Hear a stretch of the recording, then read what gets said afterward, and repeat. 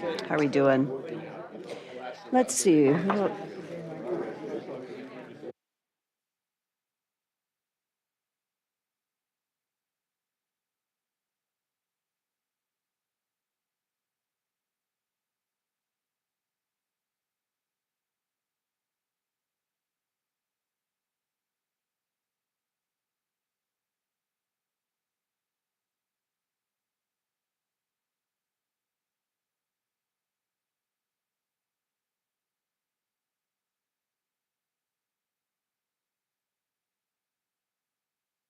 Tough with the hard stuff.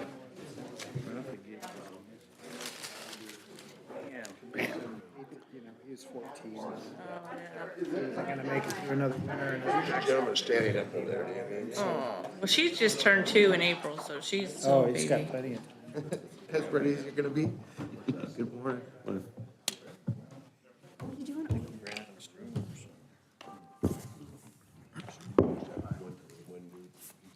So I think we're all here and ready to go. And with that, are we on? Okay, so welcome to this special city council meeting on Thursday morning, December 15th. As we always do, we will open in prayer and the pledge, and Randy Haverfield will open us in prayer. You wanna stand? Yes.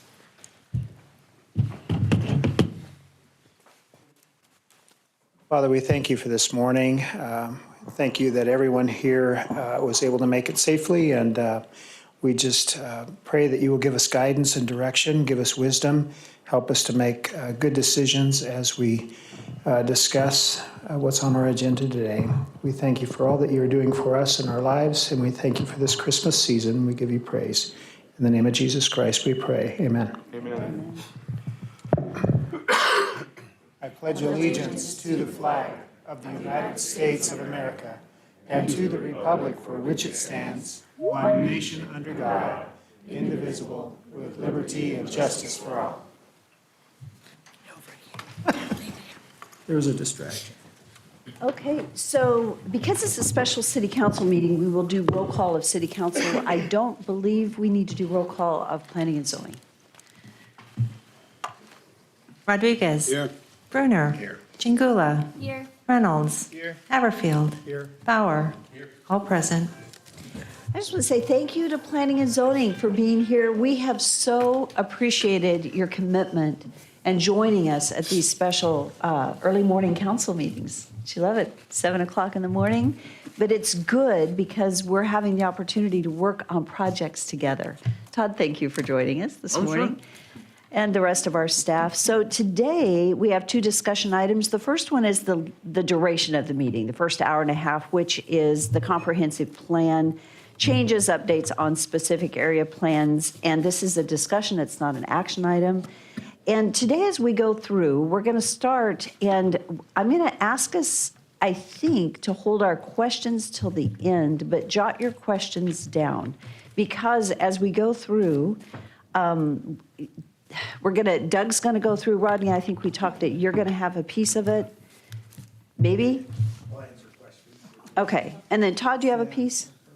No, maybe the questions were on the other one. We talked about this yesterday afternoon, and it's like, I'm trying to think, was that legislative or was that this one? Legislative's following this one. There was one of them I was gonna say, let's leave the questions to the end, but whatever it is, we'll see how it goes today. You would think I could, remember that process from yesterday. Anyway, Doug, thank you for your work on this. You have had a lot of projects this year with our specific area plans, but it's really good, and I'm thrilled with the work that's been done. So thank you for walking us through, and we'll just turn it over to you. Okay, good. I'll this is a high-level look at planning. I'll try and go through this so that we're not bogged down too much in detail, but I'm always willing to answer questions, or if you have specific questions, Rodney and I are here to help you with that. We're going to be talking today about some proposed changes to the comprehensive plan. We also have a joint powers agreement with the county. I wanted to give you an update on where we are with that and what our thoughts are. there was some changes to, there's some proposed changes to annexation law and city of impact law out of deference to our senator here. I don't think we'll engage in discussion about it, but I would like to talk about a couple of issues that that this could impact for us. And then some of the changes in policy direction, proposed changes to the future land use map, and then the status of the specific area plans and future work that is coming up. So we always keep this over the top of our heads. I just want to repeat it, that this is always our goal, is a safe, healthy community where people prosper, and it's something that you hear numerous times. I want the community to hear that too, that as we work together, both the elected officials and staff, this is always our goal and our vision for the community. Likewise, for the comprehensive plan, it really has an overarching goal of health, safety, and welfare of the community as well. So I just wanted to go through a couple of things there's a proposed law change coming up, or a change to the law, annexation and area of impact law, that could impact us depending on what it looks like in the end. But this is what we have so far. So there's a proposal out there that impact areas would only be allowed to be within 1 mile radius of the current city limits. And so I'll show you a couple of maps of what that would look like in the areas where we would be the most impacted by that. It's not as bad as you might think, but there's still some areas that we're a little bit concerned about.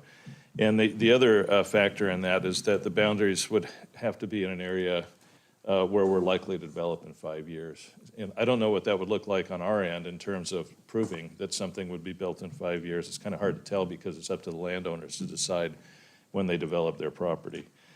So if you look at the north area, for example, if we were to take this red area on the map is our current city limits. And this is around Ustick Road, up around Franklin. And our current city limits are in red. And if that green area around it, it would be a 1 mile radius. Likewise, the yellow area on this map is Star. And you can see that Star, if we had a 1 mile radius around Star, they could essentially come in and create an impact area 1 mile from their location. If the law says that if a city wants to annex into another county, that has to be negotiated between the county and the city, and a committee would be formed. I think it's a 4-person committee would be formed in order for that to occur. But the potential is there, and I think that's something that we want to point out. Likewise, over on the west side of Nampa, again, the red is our current city limits. We're proposing, and we'll talk about this in a little bit, we're proposing to expand our area of impact to the west to pick up the areas that we agreed to several years ago with Caldwell that Nampa would eventually create their area of impact into. And you can see there's a portion of that would not be included if the area of impact were to be reduced. So those are things that we're monitoring, we're watching. I think that maybe if Rick may be going a little bit more into some of the legislative issues coming up, but that's what we're looking at right now. So that's just something to be aware of as we're going forward. In terms of the joint power agreement, that's been in place since 1998 with the county, and essentially it's an operating procedure between us and the county about when an application comes in our area of impact, how do we deal with that? And what are the arrangements in the powers that be in terms of getting those projects approved? Lately, we've been requiring a pre-annexation and the county's agreed to do this. So the pre-annexation comes to the Planning and Zoning Commission and the council for approval. And if there's a utility connection, then there's an agreement to connect to utilities, and that comes to the city for approval. That's not in our agreement right now, and so we want to add that to the agreement. And the county seems, at least in our last discussions with them, they seem amenable to that discussion, but we'd like to formalize that. In the county's comprehensive plan, they're talking about sub-areas. To us, that means specific plan areas, but the county is looking to be more involved with these specific plan areas or these sub-areas, even within our area of impact. So we need to figure that out and come up to some kind of agreement with the county about what their involvement looks like in our specific area plans. And then lastly, the future planning area or some other tool might be something that we could use. So if our impact area is reduced to 1 mile, we might be able to arrange with the county to have a planning area to cover the rest of the impact area, at least so that it's on paper and we can assign some type of a land use designation. So if somebody wants to develop up there, we can have some say in the process. We're not sure of what that would look like, but that's what we're proposing. With that, I can take any questions or thoughts that you have about the. Mayor? Doug, just one, the pre-annexation process, would there be a joint review of the application with the county? How would that happen? Would they be the first one to review it and then us, or us and then them? So what happens is that an applicant will come into the county and they'll propose a development. The county then will refer that to us and gain our feedback, but the county ultimately has a decision on whether that's approved or not. And then so we'll provide that feedback through the pre-annexation process. Okay. So this is kind of one of the areas that I wanted to spend just a little bit of time on is the policy direction in terms of, there's really 5 issues that I wanted to talk about here. And these are really based on the last few months, maybe year and a half of decisions that have been made about the direction that we're going in terms of these issues. And this is what we're gathering from those decisions. It's different than what the comprehensive plan says. And so we're trying to update the comprehensive plan so that decisions that are being made at the council level match what the comprehensive plan direction is and give us that trajectory. And so these are some of the things that we've observed. You can tell us if we're off or if you have other thoughts about this. So the first issue is housing density. So what we're seeing is that lower density housing, in general, we're looking for lower density in our housing, and that higher density would only be in specific areas rather than interspersed. I think that the decisions have been tough because higher density housing has wanted to go in near lower density housing, and that's always where we have this conflict from the public that comes in. So we're looking to lower the density overall in some areas, and then locate high density in specific areas strategically. The second about density is that we're changing it from net. We've had it based on net density, and without going into a lot of detail of what that means, we're going back to gross density. So essentially, if somebody comes in with a proposal, they could say, well, in a subdivision development, within a certain lot size range, they can say, we're going to put 4 dwelling units per acre gross. They still are going to be required to put in their open space, the 15% open space. But instead of trying to deal with the minutia on these plans, we're going to just be dealing with the gross density level. It's a little bit easier for a developer to come in and figure those things out, and for staff as well. So that's going to be a change that we're looking at. We're still proposing that the lot size range remain the same for each of the zoning districts, so. Mayor, if I may, a quick question. What's the reason we went to net density? What was the I think it was, reasoning on that? may have even been more of an exercise in trying to figure out how to get open space and all the lots in. It was actually a request of the development community originally.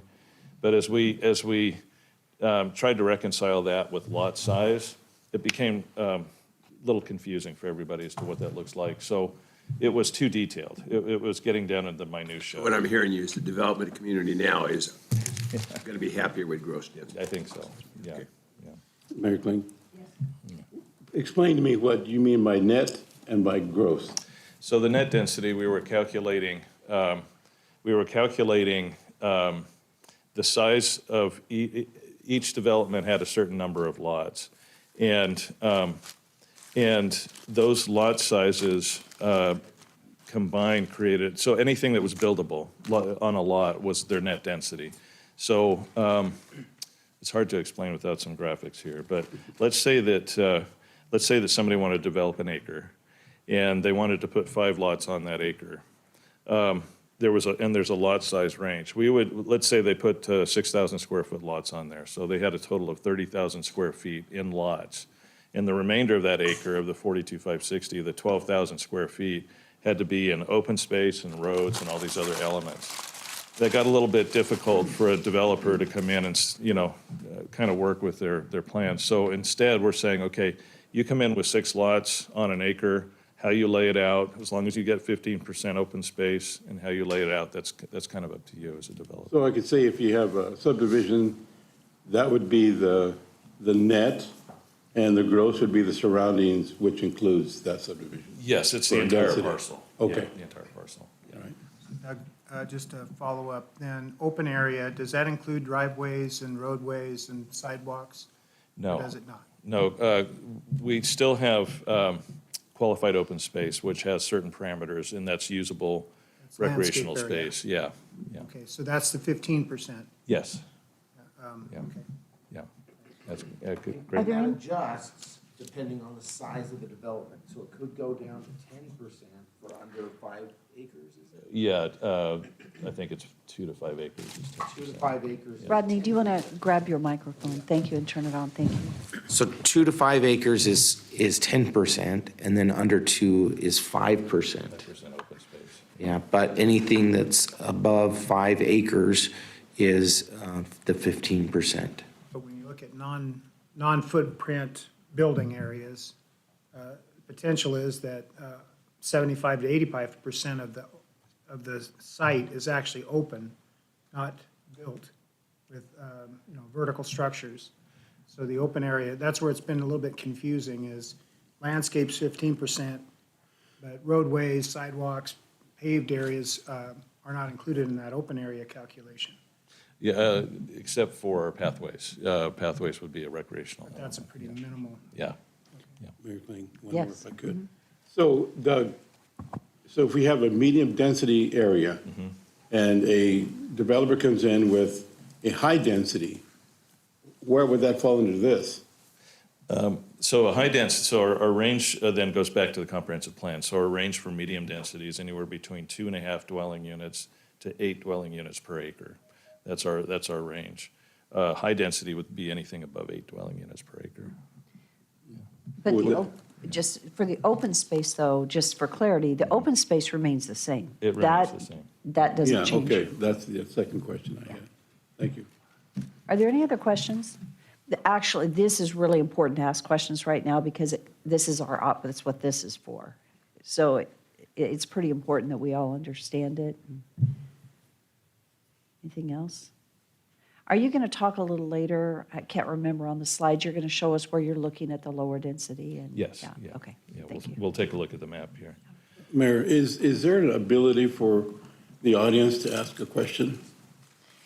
No, there isn't. Okay, Thank you. okay. Well, I see Cheryl here, and I know she had some concerns, so I wanted to Yeah, clarify I'm that. sorry, it's a standard meeting, it's Yeah. not a public. Okay. Yeah, thank you. Otherwise, we'd be here a long time and we wouldn't get to our next, That's for sure. yeah.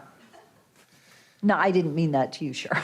I just meant that slide, yeah. I did not mean that I just meant in the volume of questions. Sorry about that. We're all human here, so. Yeah. The development to the east and west in the area of impact, we're looking at more rural and low density, and I'll show you that, and we'll show you what that looks like. But those areas to the east and west, I'll explain why it is in just a little bit. On the compatibility, so again, you keep running into these situations again where there's different residential types and lot sizes, and so that one of the strategies is to try and align residential types and lot sizes so that you're running out of this, we're getting away from this compatibility problem. Do you want to explain residential type? Yeah, residential type would be single family or duplexes or townhomes, things like that. So that's the residential type. And in the comprehensive plan, it talks about integrating all of those different types. But I think that what we're seeing is that there's more of a desire to have similar types next to each other. And so we're trying to align these land use settings so that there's types are kind of more together rather than integrated in between. And then we need to work in transition between residential types as well. That's always, when you go from very high density to low density, there needs to be some transitional types of, whether it's single family or landscape or something to create those buffer areas. So we're looking at that. So one of the questions I have for you is there a desire amongst this body of the preferred methodology to make that transition? Do you prefer to have more physical space or landscaping or housing type between the two? We as planners have lots of different options and we try to throw those out there, but is there anything that you feel that would be, you could support as this body in terms of the way of transitioning from high to low density? Is there any thoughts about that? Well, you wouldn't be going from high to low just right there. No, Right. not 5 feet away from each other, but Right. would you prefer to have distance, or would you prefer to have, what would be your thoughts on that? I think, Yeah. go ahead. Oh, I would think, though, I would think that if we have a medium density area, that we should stay within those boundaries. Now, what they're trying to do, or the developers are saying, we'll put a medium density residential plus multi-use complexes, and that turns it into high density. So if we're starting to change from one direction to another, I'm not sure that's in our favor to do that, because it allows the developer or the residential to be smaller lots. And I know we were talking yesterday at the parks plan for our parks, and we were discussing whether we should have, well, you were there, you know what we're talking about, was to increase our parks within the HOA, which we have nothing to do with, but we could standardize those too. So we have that issue now of density and high density, low density in our subdivision. So I'm not sure about that. I'm struggling with that. And I don't know whether this makes any difference or not, to tell you the truth. Darrell? Just my point. I thought Randy had something. Well, I do, you can go ahead. I just, Go ahead and pull the mic up. I'm sorry. Thank you. That's not my norm, is it, to have that mic? I just like to mumble. Thank you. Anyway, I think what, I'm sorry, it's terrible. I just lost Colliers, the CEO of Colliers. The CEO of. I mean, Mike Pena, Mike the Pena, local, thank yeah. you. I thought what he said was very, very good in, the high density to me needs to be where you can get to the freeway, arterial. And so to me, that's the shit. So if you have single family or whatever, medium density, that wants to be close, but then you have, don't be putting these high density areas out in our ag areas, or as we just denied, the Roosevelt Middleton area, those type of places. The other thing that I'm totally in favor of, if you have businesses that desire to be, and that's maybe Jacob can speak to that, but I love the Walmart there in that area, the Dallin Woods little commercial area that some of those businesses have struggled, but having that type of thing, as far as in those medium density areas or high density, I don't care, but don't be putting these high density in these rural areas or far away from your arterial or freeway type accesses. So I don't know if anybody else agrees with that or not, but that's my. Councilman Haverfield. 15, 20 years ago, when I was on the Planning and Zoning Commission, when we reviewed a project that came through, we had a concern about pocket parks, as far as making sure that there were areas for kids to play. That's gone away now with the impact fees, the money's allocated elsewhere. So we've kind of gotten away from that approach, but what we saw in the larger developments was a compatibility concern or sensitivity. When you're looking at a larger lot subdivision next to a planned unit development, if there wasn't a transitional development of lot sizes across the property to be sensitive to the area around the boundary, We've kind of gotten away from that a little bit, so, but that was always a concern that we had back then, was making sure that we had a place for kids to play, making sure that there was a sensitivity to, the other lots that have been there longer. So I think my thoughts are, it's a compatibility issue, it's a sensitivity issue, but we still need to keep in mind safe routes to school, places for kids to play. And quite often what happened back then is, since we were building more elementary schools, is that the Parks and Rec was purchasing an acre to 5 acres next to a new school site that could be specifically for kids to play on. So at least we were trying to maintain that thought process, so that's all I have. So, a comment is, I think this is where, in my opinion, the planned unit developments, where you have something that's master planned, is so important. Because there are some phenomenal examples. Harris Ranch is one of them. They've got very high density with medium density and some larger lots. Tuscany's another one. They've got really small 0 lot lines going to medium lots, going to larger lots, all in the same subdivision. And they're wonderful subdivisions. And people choose to live there because of that transition that they have there. And that's why we did make a change in our code a while ago to allow for that, to accommodate that. And that really, to me, is the greatest answer to it, is that it's a planned unit development. And it's designed that way. But a lot of what we're dealing with is not that. I appreciated the comment that was made. I think it was Doug Fowler who said that for the Harris family, they wanted to build community, not subdivisions. The challenge that we're facing here is we've got a whole bunch of subdivisions coming in, and it isn't creating a sense of community.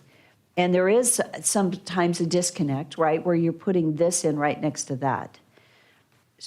As far as how to transition, because we don't have the big spaces like these others did, and so when you've got 2 acres, right, what do you do with that?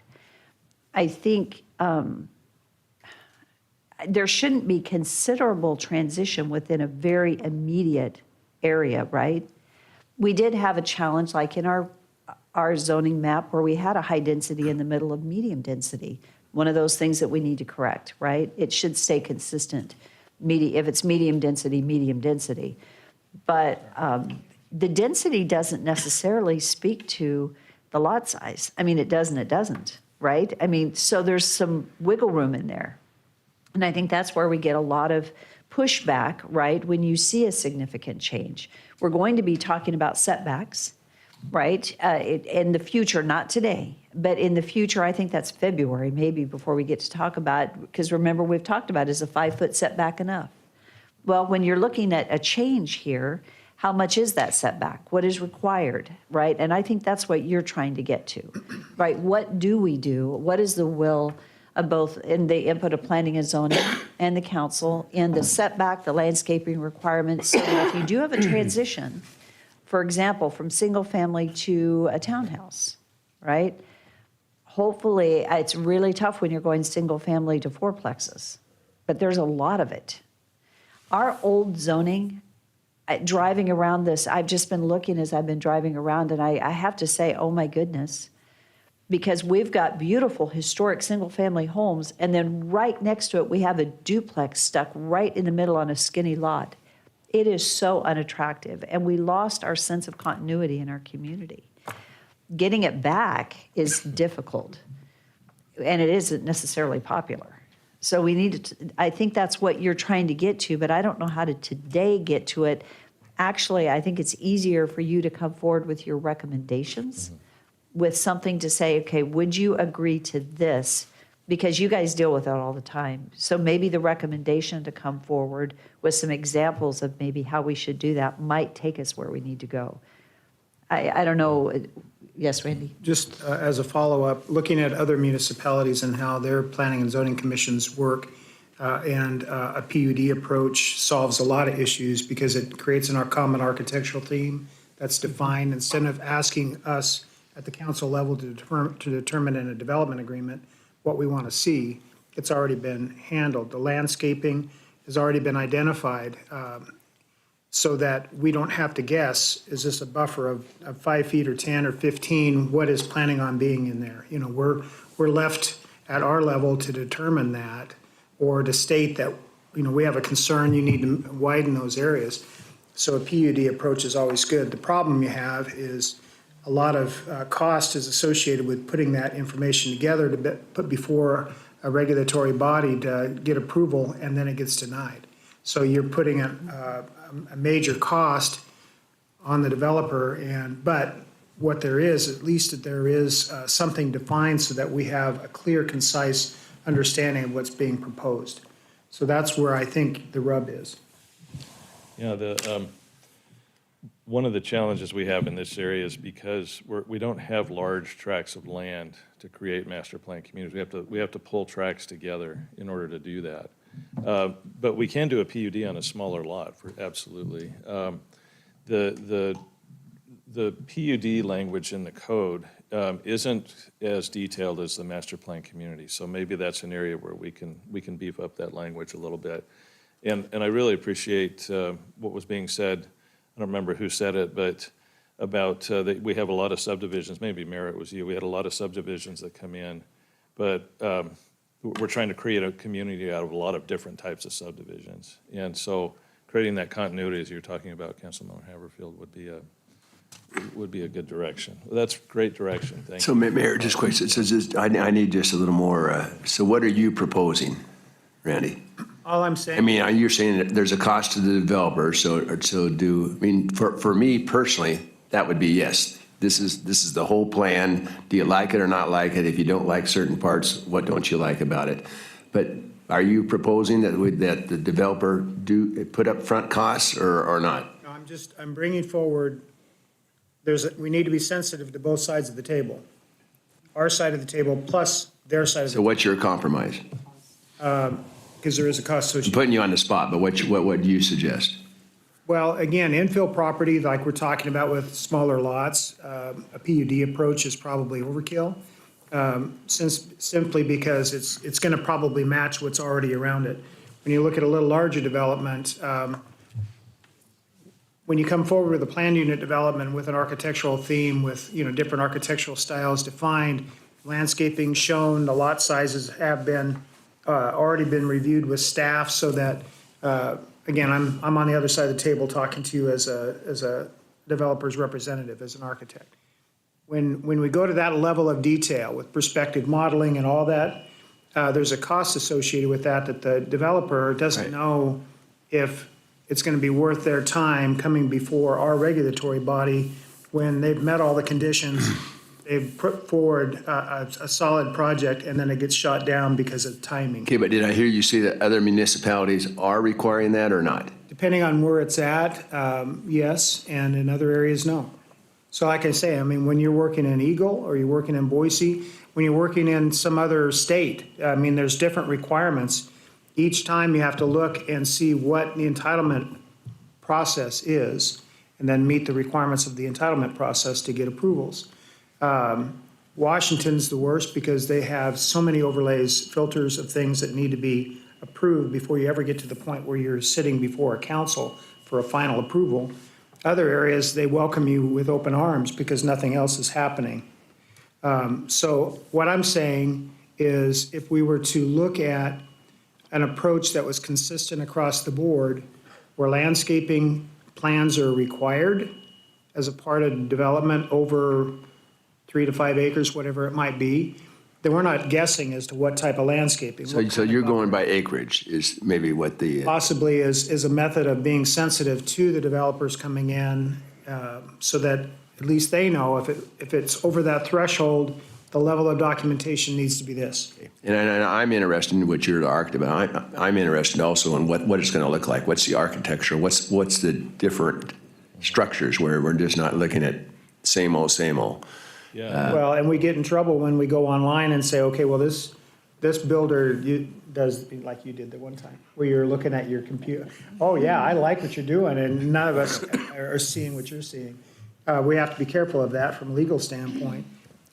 So it takes away that guessing, because it's, So any way you can take away the guessing, I'm in favor of, but I just didn't know whether the developers are going to buy into that, so, okay. Yeah, a master plan community requires a conceptual plan to be approved before they come in with their plats. So that conceptual plan, then you'd start to see elevations and landscaping, all those other elements that go into it. We don't have the requirement on a plan unit development right now.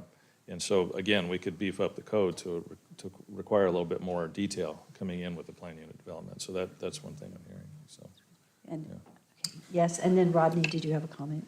So you'll be next. So, I know I'm new to the process here, but when we're doing, if we use the language of preliminary plat to final plat, it says that the final plat needs to be in majority conformance, right? Is there a middle ground where we can say the developer will propose some examples and then their final theme needs to match closely what they've proposed, so they can come up with some things that someone else has already done, so they don't have to spend a bunch of time and money on it? Does that make sense what I'm asking? You're asking for examples. They could use an example that's not their own. Is that what you're asking? Right. Just to reflect what they're intending to do, And as long give as a- there isn't significant change. Yeah, and give a frame of reference so that, and it'll be in the public record as their application, you know, and so we could hold them to that standard as opposed to having to go through the entire process to spend a bunch of money on it. Rodney? So What's your that, thought so on that that? Yeah. actually is a PUD or a master plan community that we're talking about there. You would have a concept that would be approved by these two bodies. And then as long as they comply with that master plan, then yeah, it would be more certainty at least that they would be approved when they come in for their plat. So that's definitely the case, but again, we go back to that same point we keep making here is we don't always have 40 acres or 80 acres to work with in the city of Nampa. We're dealing with smaller developments a lot of times, and so we're still gonna have, excuse me, we're still gonna have some transition that has to happen at some point. And we understand, I think we understand what you're saying. We don't want to put something that's inconsistent with everything around it, but at some point, you do have to transition. And so what are the things that developers can count on so that they have some guarantee? I think Councilman Haverfield said it really well, that they don't want to be guessing that you're going to be approving what they present. So if we have some like basic guidelines for how you transition from that single family to a little bit higher density, what is that? What are those guidelines? Is it landscaping? Is it greater setbacks? Is it putting large lots on the perimeters of the development and then transitioning to the smaller lots and townhomes in the inside of the development? I think that those are pretty common ways of transitioning from the single-family development. I think we are working on a residential kind of design guideline to help developers know what's expected. And any kind of direction I can get from these two bodies would be really helpful in that guideline so that we can say to developers, our council wants this, our commission wants to see this, and this is how you could transition and still be within what their expectations are or their vision is. We don't want to create a situation like Councilman Haverfield talked about, where they're coming in, the comp plan says one thing, they do what that comp plan says, and then they get denied because we haven't done enough transitioning. And so that's what we're trying to get at. It sounds to me like landscaping, gradually transition from larger lots to smaller lots, setbacks. Those are the things I've kind of heard today. Mayor, Yes. in my 7 years, I've never heard any complaints from a public hearing of folks coming in saying, hey, we don't want those single family if you're in a high density. So, and not looking at the map or whatever, why don't we really structure, whether we go by my suggestion or not, by the high arterial, but those are the high density areas. So then if a developer comes in and wants to put in single family, whatever the case is, those folks, he knows what's there or what's planned to be there. And, because like I said, I repeat, I've never heard anyone, "Wait, I don't want those single families by my multifamily dwelling." It's usually the other way around. Well, that's that what I'm we're saying. dealing with So, it, right. so if developers know, hey, this is high density, this is what's planned for, and then then the other developer, whatever, can decide, hey, I want to put in single family or what. But if those folks buy those, that's their choice. Right, if it's already there. The Yeah. challenge we face is where you've got single family and you're coming in with a little higher density. That's what I'm saying. Right, We need it's to you're adding it. Somehow, we can't do it totally, but reverse, make sure the high density is really, every developer knows where that is. Right, and, yeah, So for the sake of time, I think maybe Ed and I will get our heads together and bring you some ideas, and so that you can thumbs up or thumbs down on Yes. that. Okay, just for the sake of time here, thank you. Great input, and I know Bree's taking notes over here, so we'll capture all this. So parking, again, this is probably and you may have had some dialogue about this already, but I think that the idea is that we want to minimize on-street parking as much as possible, and if for guest parking, and especially for the larger density or the higher density developments. So I think the direction we're going is to add additional guest parking and things to get cars off the street. In terms of open space, there's a drought tolerant, drought task force and drought tolerant landscaping, things like that we're trying to incorporate. We're trying to protect open space, usable open space, particularly if somebody wants to throw a football or whatever around on a field. But there may be some ways, and there are some ways that we can improve that. We'll bring that back to you. It's kind of a work in progress. And then design review for residential. We were talking a little bit about that already. So, okay, thank you. We appreciate that feedback. So in terms of our city of impact, and maybe Councilmember Bruner, this will feed into what you were talking about. We have some changes that we're making. This map here is a map of just the changes, and I'll show you a map of the changes and then what the map looks like after we make the changes. But just in general, so we have those two specific area plans that we've made a lot of changes to up in North Nampa and then along Highway 16. Around to on the east side, we've reduced the density over on that side because it's kind of matching up with what's going on the other side of the county line there. We've changed some of the housing to more mixed use to try and bring in some commercial uses into that area. It's underserved with commercial.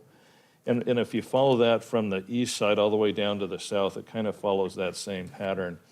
We put those red areas, I know you can't see the words on this, but the red areas are commercial, the yellow is low density, the purple is mixed use, the green is very, very low density.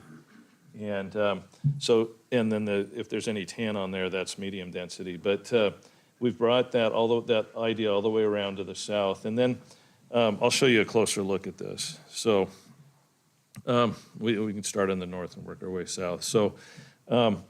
So on the north side, you can see near the river, that's always been an ag. We've changed that to very low density residential, and there's some potential there for cluster housing, another Harris Ranch type of development perhaps in that area. Along Highway 2026, regional commercial, that was community mixed use, but we'd like to have more of a commercial focus on that corridor, with some options, community mixed use to the south. So if there's some headquarters or offices or things, that's a major transportation corridor. And then you can see the brown areas. The brown areas are high density residential. And if you look, I guess I can use my cursor. If you look at this area, starting at Highway 2026, all the way over to Prescott, and then down south all the way to Ustick, that's a potential master plan community right there. It's about 1,400 acres, and we're already in conversations with the landowners and realtors in this area to bring that together. So that'll be really our true first master plan community, if you will, in that area. And it does bring in some of those higher density areas along the corridors, as you were mentioning, Councilman Bruner. So, and then if we go and add the rest of the land uses to it, you can see on this map that we've got kind of a nice mix coming in now with the master plan community. We're taking advantage of the corridors. U-Stick corridor also, there's a denser development and more commercial and industrial along that corridor as well. So if you go further south, so this is the area that where Highway 16 comes in off of 84 over to the right-hand side. And that is following the specific area plan direction that we've received. Let me go back up one. So these show the changes here. So we're trying to match the comprehensive plan land uses to what's on the ground. So a lot of this interior stuff is doing that. But along the edges, there's some changes that reflect the specific area plan. And you'll be seeing that plan come to you here shortly in a staff report. So to the south, so over again along the county line, it's low density residential to match what's going on. And then more interior, it's mixed use, residential mixed use, which is medium density residential with some commercial areas around it. Again, we're trying to build as many opportunities as we can for commercial use in some of these areas to bring those services down there. And at the very south, this is, we're not proposing to expand the area of impact to the south. We're calling that a future planning area. And the reason we're doing that is that we've got some developments where people are wanting to build over the impact area line. And we don't have any definition of what that should be. So this provides some definition that we can provide advice back to the county about what the city would like to see. Over to the west, you can see these areas that are hatched in red. Those are the proposed future area of impact areas. Mostly low, very, very low density along the lake there, just to preserve that environment. And then you can see over to on the far west side, this is that area near Caldwell. It's low density because these are all estate lots in the Caldwell side. And then as we move closer in it becomes medium density and mixed use in that area. Again, you'll have a copy of this to look at in detail when we do our staff Doug? report. Yes. Going back to that map, Sure. this is where what you were just asking us about, which is how do we transition? Because on the west side, in that area that you said were estate lots, but then it's going to transition into medium density. The question is, what do we allow there? I think, because like in medium density designation actually allows townhomes. And that's something that it makes it difficult because when you're moving from larger estate lots, you really should be increasing density on true single-family residential, not switching over to a higher density that is allowed in medium density. And I think that's one of the challenges that we run into, is that our land use map, medium density, when you're transitioning from low density to medium density, what's allowable in medium density, that tells our developers they can do something, but we don't want it. And I think that's the challenge that we're running into. And so to me, that's one of the questions we need to address. And that's a great point. And we're doing that now with these specific plan areas where that medium density range of 2.5 to 8 is a big range. And a lot of different types of housing can go in that range. In the specific plan areas, we're narrowing that down. So instead of 2.5 to 8, we're saying 4 to 8 or 2.5 to 5. So that will really kind of tell what type of housing goes in there, and that will help with that gradual transition. Right. Unfortunately, what I'm looking at in that etched area, unless that's not it's not an area-specific plan over there. And so that may be an area that we need to further define. Yes, so that and- we don't get into the challenge that we've been dealing with. Yes, and we're starting on that this year. in We are. 2023. Oh, thank you. Yeah. Thank you. Excuse me. And Rodney, I think. Mayor, it almost sounds, because you're absolutely right, when we transition from medium density to low density, we could have townhomes on medium density and then really large lot acreage across the street. And so that transition, again, is it type of home? Because if it's the type of residential home, then that's one thing we need to consider. But if it's actually density, as Doug has just described, you could have clusters of townhomes and then large open area, and then you transition to the low density. But if it's type of home, then we need to consider that, and we need to put that into our plans to describe, okay, you can't have townhomes near this low-density residential, or it's okay to have townhomes as long as there's lots of landscaping, lots of buffering, setbacks away from the low-density residential. Does that make sense? Makes That's a total critical sense. piece that we need to consider. Yes. An example of that is Shalimar, which is a combination of the townhouses, single-family homes, and the open area, which is a common maintenance agreement. And it's been well-received and aged well over the years. Yes. To me, it seems like a question of the granularity of your map, right? Because like you're looking at the map and you're seeing this yellow color and this purple color, but what's the size of the transition? Is it 2 blocks? Is it 6 miles? Where's, that's the granularity that you're talking about. And so if you're looking at the future land use map, it almost seems like there should be a rainbow around the purple because it needs to transition. But in here, you've got a big yellow block and big purple block. How fuzzy is that? I don't know. And so the other thing that I would say is that it seems like this process that we've been talking about, you create little tiny communities. You're talking about why can't we have more community where you have this multifamily and then this large lot single family all coexisting. But everything that we hear in public hearings is, no, stay away because we're this and you're that. And so there is not a lot of dialogue. And for instance, the one that we had just a few weeks ago there at Middleton and Roosevelt, it seemed like a very insular piece that you could really put some of that high density in, but you had the public come in and say, no, it's not single family residential, so it can't go here. And so we seem like, and then we had the other one up at Iowa, in the corner of Iowa and Middleton, we had that corner lot. And it seemed like we had a commercial piece right on the corner, and then they wanted to put in some more dense single-family residences right behind it, transitioning to larger lot residential. But they said no, because it's not large enough lots. It doesn't look like us.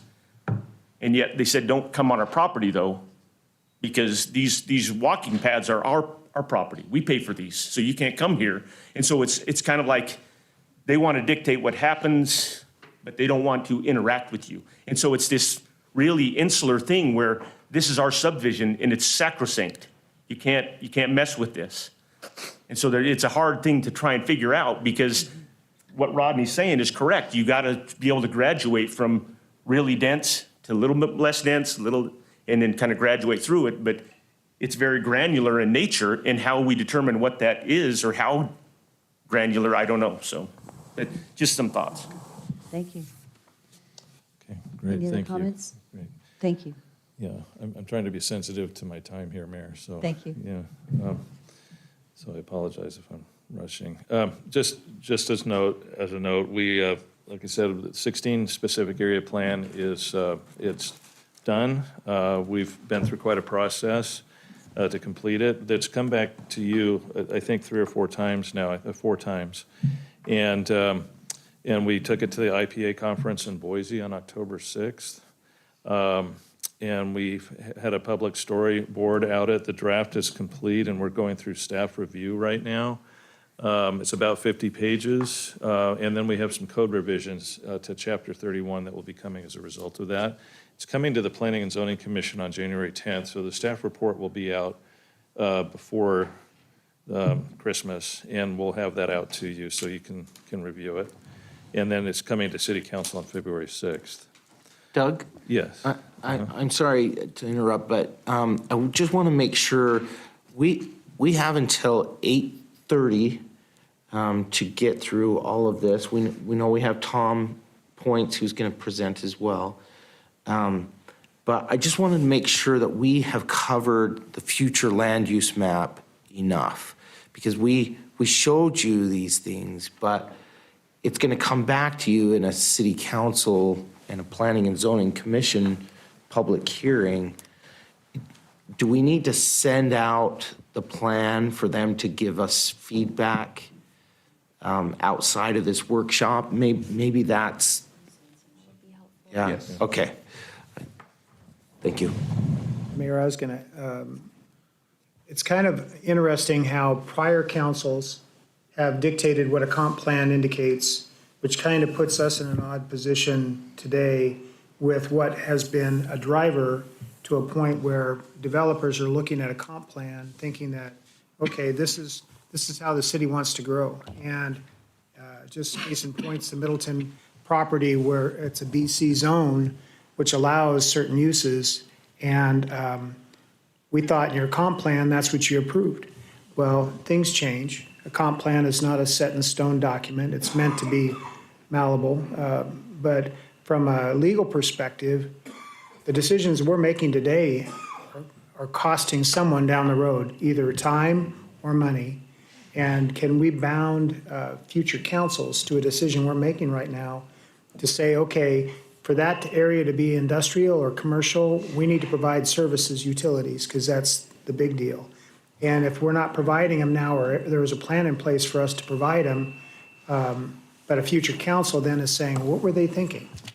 They can deviate from this, but the money's been spent, utilities have been extended or not, design's been done that maybe might not be used now. So from a legal perspective, can we bound future councils to decisions we're making today? In some senses, yes. I mean, normally that's kind of something you try to avoid, but if it's in the form of a comprehensive plan, you adopt a comprehensive plan, and that applies until the next council changes it. But as you also said, Randy, a comprehensive plan is a guide. It's not a zoning ordinance. It's not a mandate. And same thing with your ordinances. If you approve an ordinance, it's binding on folks until the next council changes it. And then if somebody has approved entitlements, then they have the right to develop under those entitlements, even if that was a past council. But if it has to come back before you for some part of that process that isn't contrary to those entitlements, you have the ability to approve aspects of that decision. Case in point was a prior council and mayor, like 10 to 15 years ago now, signed an agreement with a block of developers for a reserve of dwelling units, as far as the utilities to be able to provide for those dwelling units. And money was exchanged in anticipation of a development that hadn't taken place yet. But, it bound the council. This was 8 years ago that this was brought before our city council, but it was approved 10 years to 12 years prior to that. That's where I'm kind of concerned. Well, I saw that happen once. I just don't want us to get in trouble again, where we're obligated to provide services in an area where, it wasn't planned for right away, and it wasn't going to happen right away. But they were ready to start developing ground. Sure. So I probably need to look at a little more specifically, Randy, but if something was agreed to and it was paid for, then yes, I think that obligation is there to do it. It's a little awkward in that, like you said, it may bind a future council, but if commitments were made and money was exchanged, then from a budget standpoint, you've been paid and you're supposed to do it. I don't think, from a legal standpoint, council should have been given to allow that to take place, personally, but it did. I might advise that way, depending on the situation, yeah. Okay, great. Doug, I have a quick question. Yeah. Is there any plan to preserve any ag land in this, or is that done on county? Is that something we work with them on? Yeah, it's through the county comprehensive plan process in ours. The city's really interested in building a city. And the county is interested in preserving agricultural land. And so that seems to be the mantra that we both follow. So, Okay, yeah. perfect. If I could add to Yes. that, though. In southeast Nampa, we've had those discussions because the cost of utilities, it's very, very expensive to go out there, and it's currently more ag. And so we're proposing, I don't know that we're proposing, I think right now on our plan, it's medium density possibly, and we're suggesting that change. At least Yeah. that's what you and we've talked about, because I asked the question, when this is ag and we don't have any plans to get utilities for a while, that it really needs to be, we could preserve that more ag. Unfortunately, the county is approving some lots and stuff out there. So it truly isn't getting preserved, which is unfortunate. I wish the county were preserving more. But there is a little bit of a ideological conflict between planning, because planners, your job is to plan, right? Planning for the city is planning for what that future use is, which is more density than ag. So that's really what their job is. But we're really trying to, as we go, there's certain areas, and I think that's what we've, in a broader sense, look at what area would you love to have ag, but you just know it's not going to stay there. So, for example, North Nampa, 2026 is going to be a major, major corridor. That is not probably going to remain ag. It is what it is. So we're really looking to master plan and have good development because we're right next to Meridian and they're already developing it out. And so, but then when you go south, that is ag, and that's where we need to not be moving. In our residential, we need to be preserving the ag, right? So there are certain areas you know that you're going to probably go in because of the way the growth is happening, other areas that you know you need to not be growing. That said, if we don't allow a little higher density within our city area, then we're going to be taking ag. And it's what's happened is that the county's approving subdivisions outside of us. And that's also where the future impact area is really, really helpful for us because we can at least, because of it, we have the opportunity to give input into what the county's doing and also ask that they comply with what our future design standards would be. They don't always do that. But I think the discussion about higher density as we move in is really, really important, especially in our infill. These smaller areas that are already within the city need to be built out, and they need to be built out well, because otherwise it's broadening our footprint, and we are losing ag ground. And so that's where we have a lot of conflict. Mayor, if I may, and probably a discussion for another day, and maybe legal. But I struggle back and forth with private property rights. So if you have the farmer out there with 100 acres south of Nampa between Melba and here. He does not have the next generation wanting to farm, and he wants to make some money for his family and so on for that land. And so are we saying then you can just determine, hey, you can't, that zoning cannot be changed. It's going to be ag no matter what. So I guess it really limits who you can sell your property to. So I mean, like I said, maybe discussion for another day, but those private property rights, I'm concerned.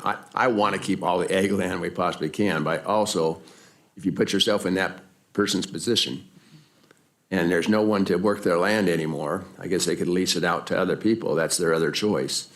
But I mean, that's a struggle. I agree with you fully. And just so you know, I've had a meeting recently with the seed producers that, because we have a number of seed producers and we feed the world with the seed we produce they buy here. one, yeah. We've also have another meeting coming up, I think it's January 5th, with our ag community, George Crookham, to talk about ag land preservation. I am a firm believer that we have got to have, and it should be the state of Idaho, but Canyon County ought to be doing it. And I don't think that the transfer rights, in my opinion, and maybe I don't understand them well, but I don't think they're the answer. We need to have a land trust. We need to be able to make that farmer whole, but the person buying it buys it for ag, and it stays ag. Because if we don't preserve our ag, this community that a lot of, even today, because of the seed producers and the food manufacturing and stuff is ag-related. And if we lose that, it changes the mix of our community. So I totally agree with you, but it's unfortunate that we have not moved forward with any land trust, but it's funding. How do you fund it? Right, that's the usual issue. So I'm sorry, we're side off, and I know you've got time. Yeah, no, great points. Sorry. Thank you. I could spend all day. I'm sorry, Randy? I was just going to say, that's why it's important for us to have dialoguing with the county commission so that we're working together and not separate from each other, whether it's the pre-annexation process or whether it's talking about the issues that you talked about as far as agricultural land and maintaining it. If there's a cooperative arrangement and discussion, I think it's going to be really important going forward. And actually, our future land use area gives us that opportunity, right? It certainly does. That's Yeah. what is Yeah. currently in place, and there is a process in place to have those discussions, which is wonderful. Yeah, and I'd say over the last 2 years, we've developed great relationship with our surrounding municipalities as well as the county and having those dialogues frequently. So that's great points. Thank you. Highway 2026, this is just the last couple of slides. Last 2026, again, we're complete with that. We've had a public open house. We had over 100 people come to the Franz Woody Nursery site, all landowners in the area, give us great feedback. We brought this to you in some combined workshops. And we also met with Caldwell and Meridian specifically to get feedback from them. We haven't heard anything from Star, but we have studied their maps, and we're trying to align with what Star is doing on their side. And then we also have a web-based public outreach and comment period, and that's through, I think, today, right, Bree? Does it go through today? Or? Oh, to the 19th, yeah. And that's out on our, if you go to our city planning and zoning website, it's at the bottom of the page, and you can get in and see what's going on with that.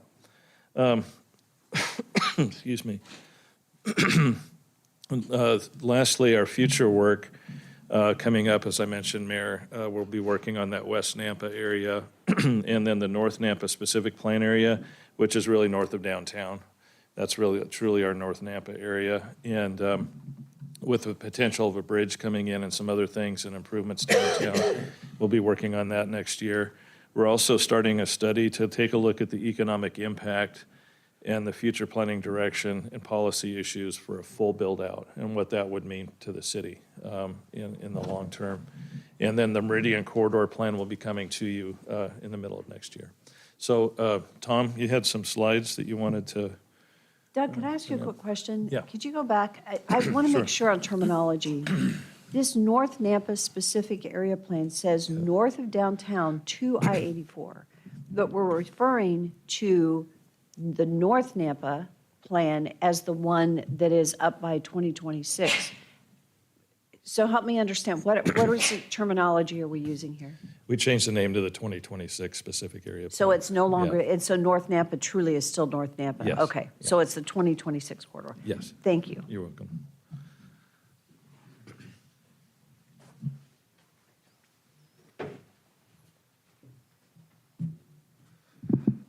Morning, councilors, commissioners. So we're going to talk a little bit about utilities now, and specifically up in the near the Boise River and around State Highway 16. So this is our master plan for what we're calling the Joplin sewer. So this takes us all the way up to the Boise River. So you can see we've got the green is the existing sewer lines, yellow is our future, and then the red is our lift station. So to get all the way to the Boise River, over here there at the high school along Madison, we need a couple lift stations on Madison Road, and then a force main, and then there'll be a gravity line along Joplin that will serve all of that area. And we've done a concept plan for how to get utilities out towards State Highway 16 and a Purdom drainage.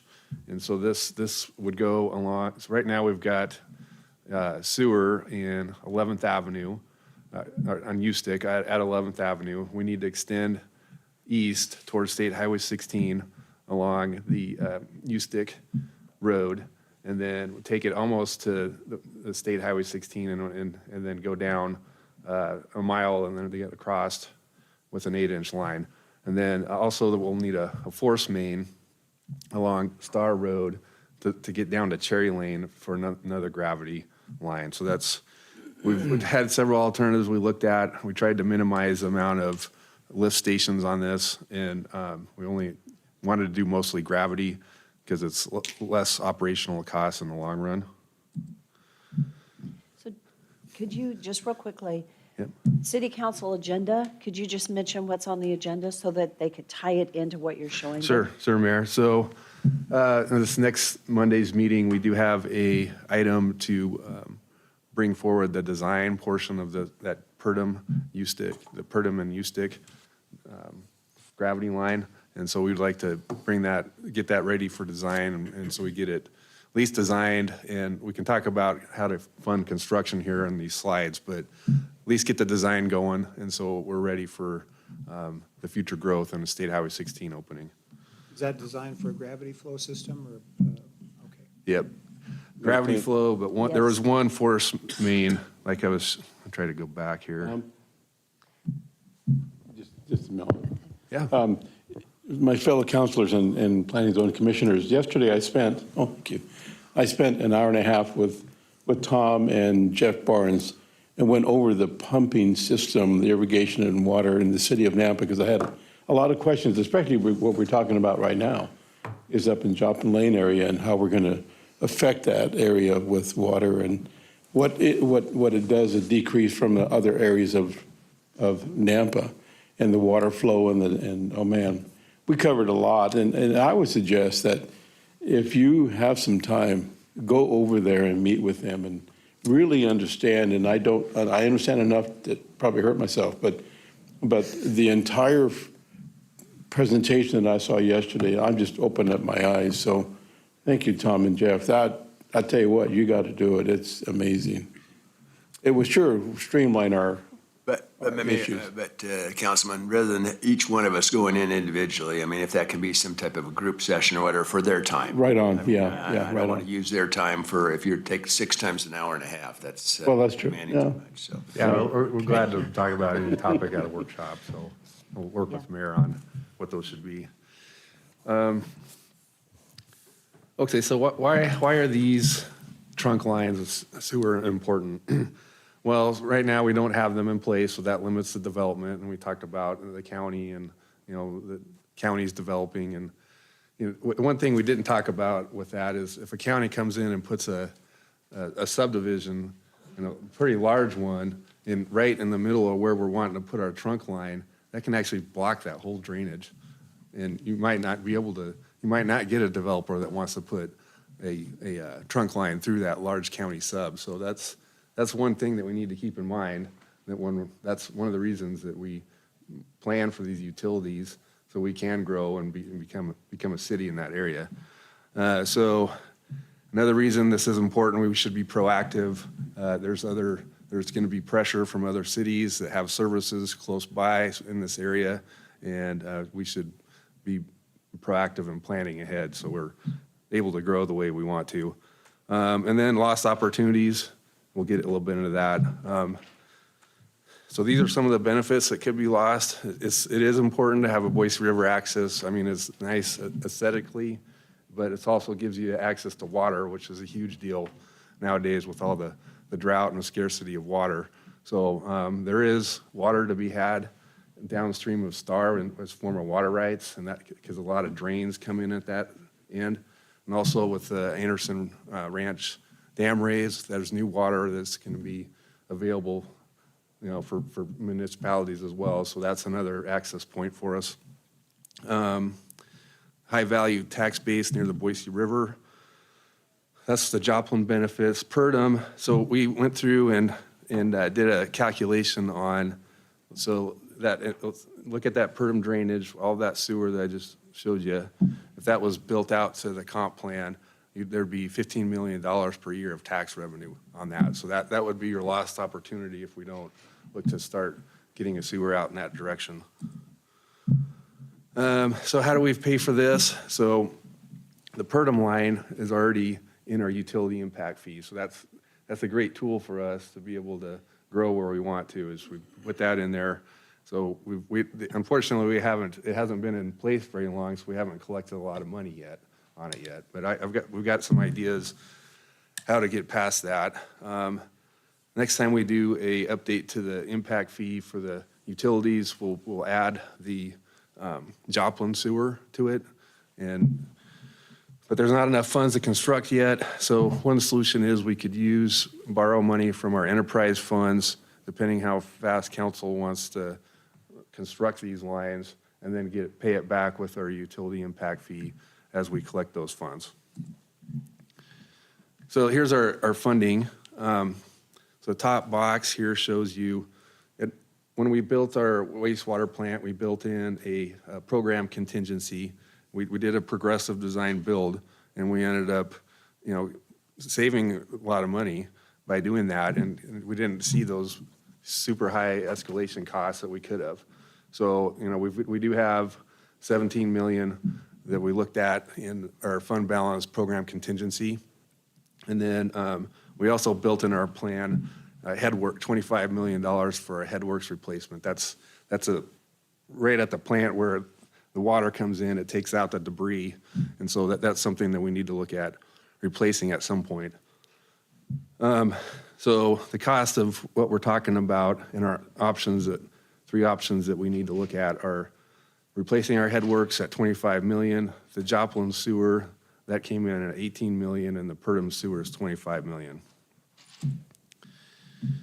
So obviously we don't have enough funds to do all three, so the math doesn't work. So that's the decision point that we need to make.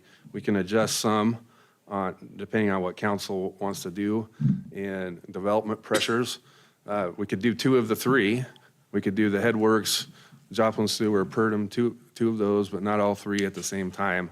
And we may be able to delay our headworks some, get a little more time out of that. We're doing a study right now, possibly the 26, 28 timeframe. And but as we talked about, Mayor mentioned, we do recommend that we start designing these trunk lines now. So we've got options. We can move quickly if we need to. It's going to take a year to do the design. And then once we start construction on these lines, it's going to be another year to 18 months because they're very deep lines and they take a lot of work. So this kind of give you a perspective of how long this will take to get in place. So I think that was it. Any questions for me? Mayor?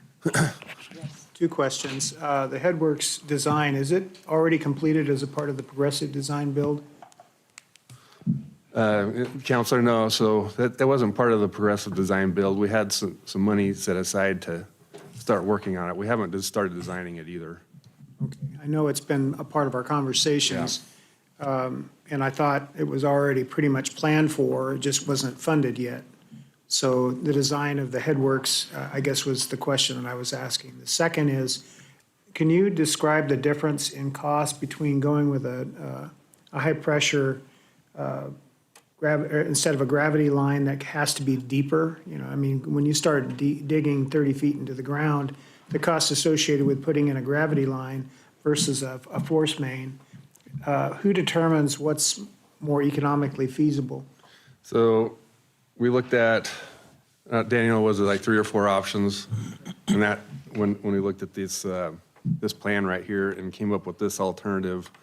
And part of it was a analysis of the long-term cost benefit of the operational costs of lift stations, because they wear out and there was a power associated with them and also the risk of failure. So we tried to come up with a good balance between gravity and a force main. So you can see we still do have one force main along Star Road in this plan, but the rest of it would be gravity. And the good news is that the real deep section is going to be over here by 11th. And as you get farther towards 16, it gets shallower. And so it won't be 30 feet deep the whole way.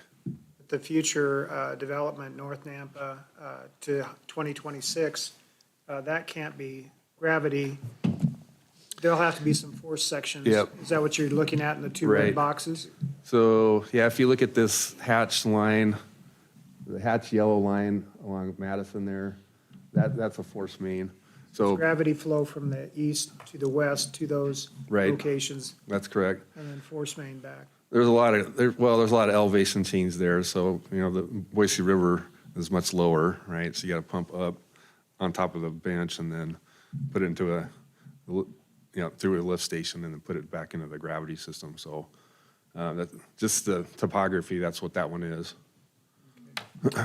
Mayor, just a quick question. So I know no crystal ball, but if you decide to borrow from the enterprise funds, say, for example, Purdom, then what's your projection as far as to be able to pay it back with impact fees?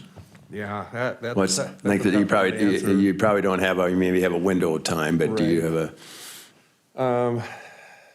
That's the recession, I really don't know how to answer that. I mean, we're looking at a recession coming. How long that lasts, we don't know, but, I mean, to think that we're not gonna bounce back and start growing again is, we will. It's just, we just know that, we just don't know when. So, I don't know.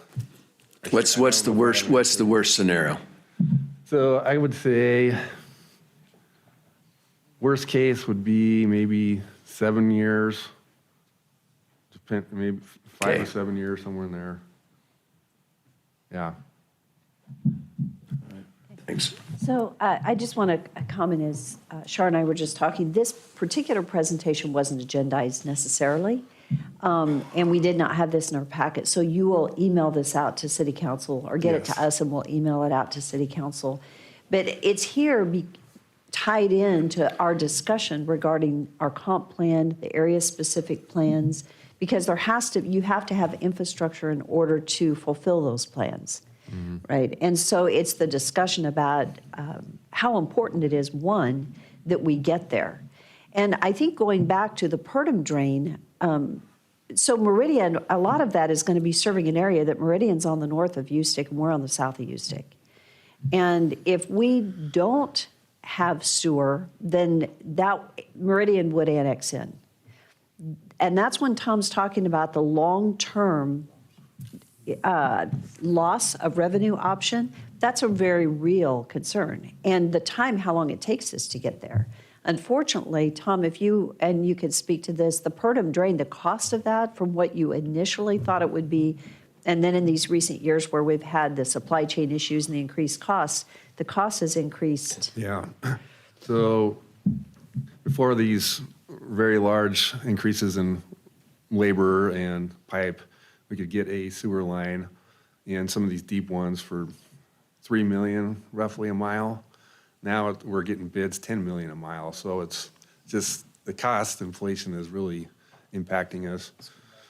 So, yeah, but, and I don't know, I don't have a crystal ball either on that, but Jeff and I and Daniel have been talking about pipe costs. We don't really see it going down a whole lot because there's going to be there's a huge influx of money coming with the Infrastructure Job Act, and everybody's still going to be busy, even with the recession coming. It's just going to shift from residential over to this infrastructure, so I can't promise it's going to go down. So you know the old saying, we've all heard it said, that no decision is a decision. This truly is where we're going to see that. If we don't make a decision has been made. It will evolve into a decision and it's a decision that you can never take back. It's the long term for the city of Nampa, and because this is planning and zoning and city council, I'll share my opinion. When I look at our impact area, the fact that we allowed Caldwell to come in right at Midland, that in Nampa addresses, it has been so crazy confusing for everybody. From a public safety perspective, address, we even had it here on city council a few years ago, where people didn't even know that they lived in Caldwell because they have a Nampa mailing address. And they don't understand why they don't have the services. And our services from the city of Nampa have been closer to those residences than Caldwell. Yet the impact area and the development came right in on top. When those subdivisions, when people pull out of their drives, they're on Nampa roads that we fund, but we don't get any funding. So some decisions that were made years ago, we pay for those today. And it's important that if we don't make a decision, then we will be bearing some of the cost of the decision, and we will also not have the revenue to support it with where we're going to end up going. So I just personally don't think that years ago when we allowed some of these boundaries to come in, that we made some of the right decisions in how we are, especially on Caldwell. On the east side, it's a natural barrier. You've got Ada County and Canyon County. McDermott is that line, and then it shifts over at Ustick and goes up to Canada, and that is the Ada County line that does that shift. That is a natural boundary when you have a county line there. When there's no county line, then obviously we're establishing that, other than some cities do cross county lines. whatever that's worth. So how's our time? We've got about 5 more minutes. Is this the end of your section? So council, do you have questions for Tom, for Rodney, for Doug? Any thoughts? And planning and zoning, I say council because I'm used to saying council, but I mean the entire group, planning and zoning. Does anyone have any questions, thoughts? Okay, it's quiet. Thank you for the presentation. Really appreciate it. Well, we may get out early. Rick, thank you for giving us an update on the anticipated legislative items coming forward. Yeah, good morning. It's just done through. That's fine. If you just set it down, I'm going to take over. Here's this. Oh, sorry, slide down. Legislation is about ready to start, which is all of this.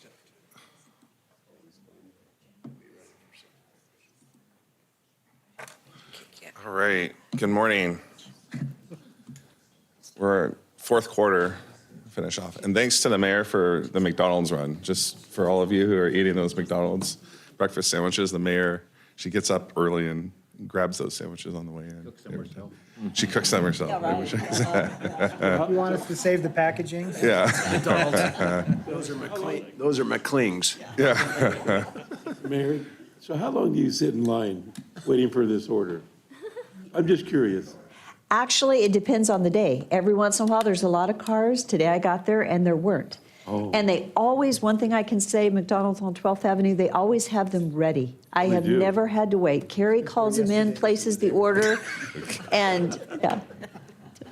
I'm sorry, I missed that. No, I'm sorry. You said it because it was yesterday. Yeah. Yeah, I'm ready for you. Yeah, right. No, I will say they are fresh, hot out of the oven, Yeah. ready when I drive up, and all I have to do is say who I am, and I'm there, and there we Oh, go. that's cool. It That's is good. very good, yeah, it's great. Sorry, Rick. I just- No, good. I'll try to grab one on after if there's any left. I didn't get one. this Maybe morning. not. Save me one, Brad. Oh, they're all gone. They're Okay, gone, they were yeah. popular this morning. All right, well, Mayor, City Council, Planning and Zoning Commissioners, this is a legislative briefing. I know I have 30 minutes, and the intent here is if you want to ask questions, you can. This was the one where Mayor and I talked. Preference is to try to fly through all of these topics, and then if there's time after for some questions, I'll do my best to answer them. But the intention here is to kind of brief you, just kind of give you an update on what's going on, what we're keeping an eye on, and then I'm always happy to talk to you offline, one-on-one. You can shoot me an email, text, phone call, and happy to keep you apprised. I think probably, Mayor, we haven't really discussed, but last year there was occasions during the legislative session where I did very brief staff reports during the council meetings on Monday nights. So I'll probably do that just to keep you updated and posted because things move quickly when the legislative session is up and going. So. And also, Rick, I would suggest, I think that we should send out an email if there's something specific and pressing to keep you guys informed. Would council like that? If it's a planning and zoning issue, we could also include planning and zoning too. That way you guys could be involved if there is something that impacts our planning. And that brings up Mayor, you bring up a good point because we'll sometimes circulate memos and to send out to the legislators and stuff moves quickly. There might be a bill print and a committee hearing and we don't have a time to convene and talk about it. And because the mayor's involvement with AIC and the fact that we have an eye on things, we might express concern and we don't have the opportunity necessarily to, I try not to speak with the we city council if it's not something that we've been able to talk about, because it's very possible you might not share the same position at the same level that we're expressing, but we need to in real time do our best to stay connected and have a sense of what the collective sentiment is of the city when there's things that we engage in. So oftentimes if a memo is sent out, it's on behalf of the mayor's office. So we're expressing our concern in that capacity. But if you ever have concern, say, actually, I'm a little bit concerned about how hard or how soft of a position you're taking, please reach out to us and let us know, and we can certainly discuss those things. And Rick, could I share just one more thing on the AIC process? And thank Yes. you for mentioning it. So once the legislature is in session, AIC, we have a legislative call every Friday at noon. Sometimes they ask the cities to vote on are we going to take a position? Are we going to stay neutral? Are we going to support? Are we going to strongly support? Are we going to oppose or strongly oppose? Sometimes those are ones that I may not even know they're really coming, and they're not, some of them are just smaller issues, but unless there is a really strong feeling, I would possibly say I want to be noted as not joining, and I've done that before, this decision, like they're supporting something, I want to just stay totally out of it because I know that our city does not support it. So Rick is our feet on the ground and really watching all the bills. He does sit in on that call also, and he tries to brief me because he doesn't get to vote, I do. And so I just rely a lot on Rick, but we'll try, it isn't something that I can bring to the council. It's just, we just have to kind of trust the process. And we do our very best to support or vote based on what would be in the best interest of the city. Does anybody have any questions on that? Okay. Just another housekeeping item. Last session, the last two sessions have had a couple students. They just happen to be from NNU, have a good relationship with the political professor there.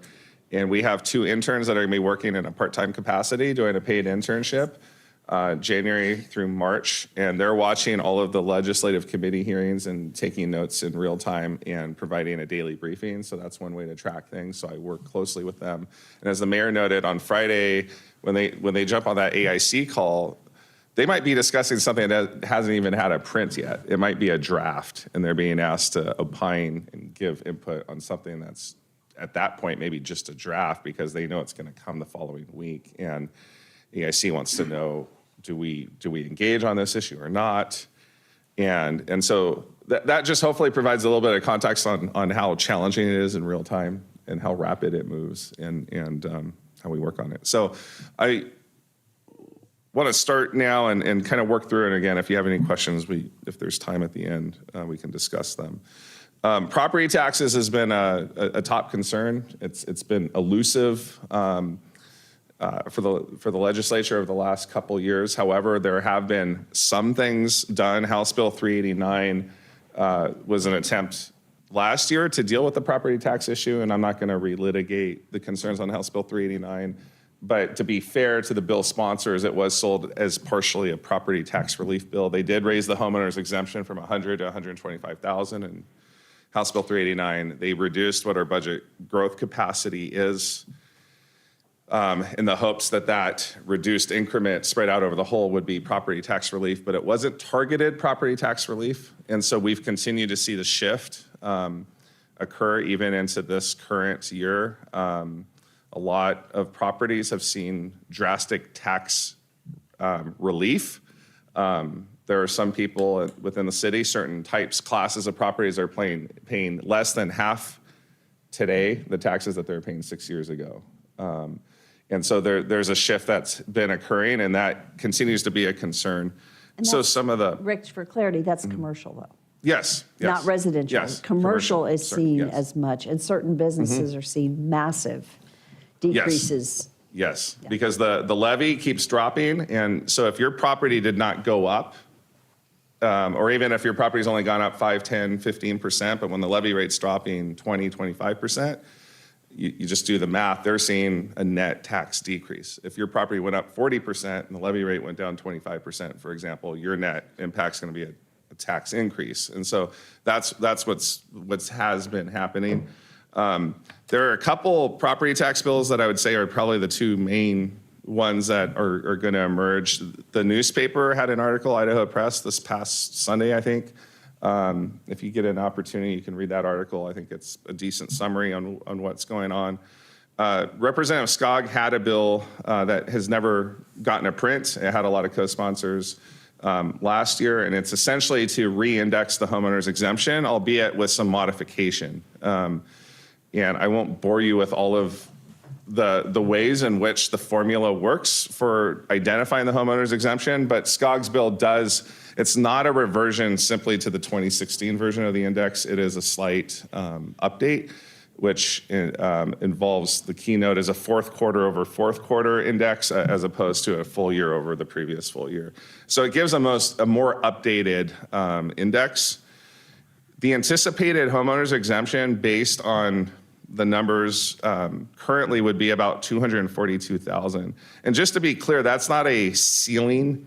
I should say that's not a floor deduction, which means you automatically get that. So if your house is worth 400,000, you subtract the 242. Again, it's a percent of your home up to 242. So it's not an automatic deduction off the whole. The minimum exemption under SCOG's bill right now, at least the draft I've read, again, it hasn't been printed yet, they're not in session, it would be $218,000. He also, in his bill, increases the circuit breaker. Prior to House Bill 389, people who qualified for the circuit breaker, there is an income test based on eligibility as well as other factors for eligibility. But what House Bill 389 added was if your home was worth 25% above the median house value, you would not qualify, even if you qualified under all the other provisions. So this was a new asset test based on the value of the home. That kicked a lot of people off, mostly disproportionately impacting Canyon County. And part of that is the social dynamic of the median income in Canyon County is less than some of the more wealthier counties within the state. And at the same time, we experienced a drastic increase in home values, and basically people who had qualified for the circuit breaker now found themselves not getting that program. So this most previous legislative session, they increased the circuit breaker from 125 to 150 as far as the eligibility, the home value. So if your home value is 50%, there was another competing bill that would raise it to 175. And SCOG's bill raises it to 250%. And I know that could be a little confusing, but essentially, if your home is up to 2.5, the median value, you'd be eligible. Anything above that, you would not be eligible. So the line is being drawn, like if you have a house that's worth 3 times essentially the average median value, you're not going to qualify. But putting it at just 25%, even 50% above the median value is still leaving some people off. And so that's one attempt to deal with the issue. Canyon County, at least in our engagement with Canyon County, they support this. The assessors have been working to advocate for this bill. It needs a hearing. Representative Monks is going to be the new chairman for House Rev and Tax. And so Representative Harris was the chairman previously. And so we'll see what happens. On the House Rev and Tax, a couple locals that are on that, Representative Cornelius and Roten, are on that particular committee. Also, local gov, we have Roten, Cornelius, and SCOG on the House side. And so we will work with some of our locals who are on those committees to track this. Senator Groh has a bill, again, that's not printed, but it was referenced in the newspaper article, and I've looked at a draft, and I know that there's still some moving pieces as far as what the actual revenue amount would be and what the average homeowner would benefit. But Senator Groh's bill essentially takes, so sales tax revenue goes to the state, and then that gets divvied out. Locals get 11.5%, and then that's divvied out with a percentage to county and a percentage to the city. And then there's other kind of apportionment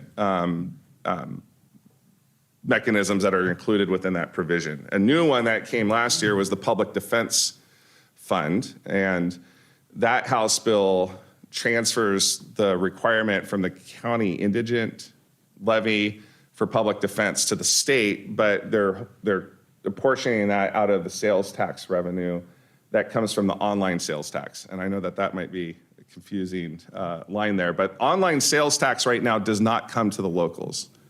So Amazon transactions and whatnot, that sales tax revenue is still relatively new. It's sometimes referred to as Wayfair because there's a Supreme Court case that basically solidified that you could tax online sales tax. And so the state of Idaho, they did get that tax in place, and that revenue is being collected.